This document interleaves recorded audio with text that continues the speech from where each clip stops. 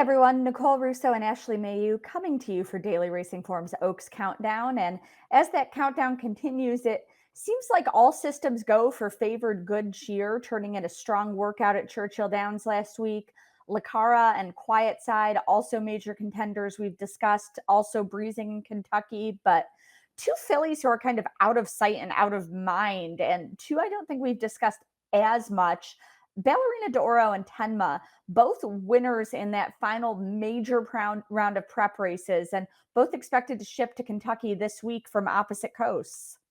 Yeah, and I think, in terms of their contrast, I think Ballerina dOro probably had more to prove in her most recent start, where Tenma is obviously very accomplished with her 5 wins to date. And in terms of the California horses, she's probably the standout, right, among the fillies. But Ballerina dOro, I think, had to prove a lot. I think maybe getting back to New York helped her.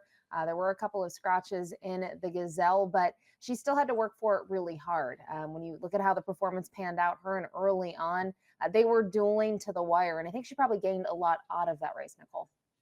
Absolutely. And, as you said, she had a lot to prove coming in. And certainly you see that as you look at kind of her career progression here. She's a filly who took some time to put it all together. I think this daughter of Medaglia d'Oro, who is the sire of a pair of Oaks winners, improved when switched to dirt. And her best career efforts have come at a mile and an eighth in New York. Yeah, and I think, kind of pointing out what she had to prove, I think the race at Gulfstream, they needed to get a race under her belt, right? And just don't think a one-turn mile suits her at all.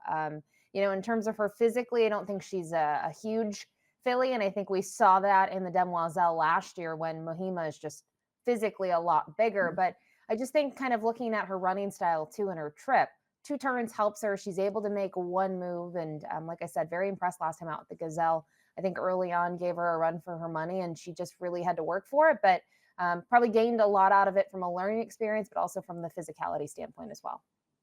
I like what you point out about the physicality of it because certainly that's going to be a factor in the Oaks where we do expect a full starting gate. And we'll watch that effort here. And one other thing I think is interesting is she does lug in the stretch, but trainer Chad Brown told our colleague Dave Grunning this week he's not making any equipment changes because of that. He feels it was an isolated incident and doesn't want to overreact.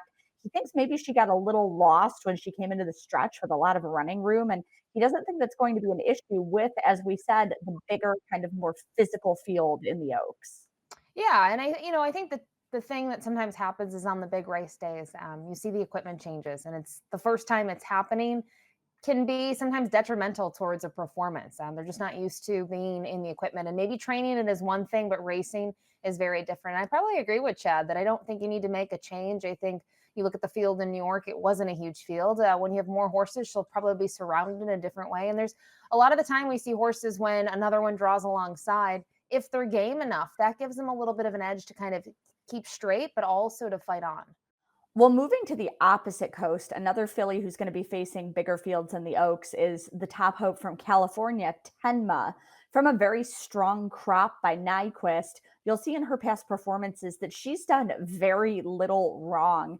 I think maybe she got a little bit forgotten this spring in the lead up as we were talking about these prep races because she did have a break in her starts between February and April. But in that interim, she was working right along. And I think, she maybe got forgotten just because of the East Coast preps taking a lot more of the interest of folks, right? They're typically bigger fields. There's just a little bit more eye on the product. But Tenma, based on what she was able to do last year as a 2-year-old and now as a 3-year-old filly, she's certainly talented. She is tactical, but she does not need the lead. We saw it last time out where she was comfortable riding and she just crushed that field once again. So we'll see what she's able to do going to the East Coast, but she's really hard to knock. And when we think about the Kentucky Oaks leaderboard in terms of points, Nicole, and we went through it week by week, she's always been near the top. Yeah, and so consistent, and that's why she's remained there. And you will see on her past performances there that her career best buyer, which does stack up nicely, came 2 starts back. But we'll watch her most recent outing in the Santa Anita Oaks. You hit the nail on the head where we talked about the smaller fields in California. I'm not sure what she's beaten here, but she has beaten everything she has had to beat. Just a filly who's done nothing wrong, and that could make her an overlay. Yeah, and it's a nice way for her to pick points up along the way. Obviously, with the field size, sometimes you do see that the points are not as much as if they had that fuller field with the rules in terms of these races. But I think in terms of the way she's been able to do it, I agree with you. You don't know what she's beat. I don't think she has faced some of the East Coast monsters that there are, but she's done everything right. And obviously, I can't knock anyone for liking her going into that first Friday in May. It's hard to take anything away from her just based on the strong resume.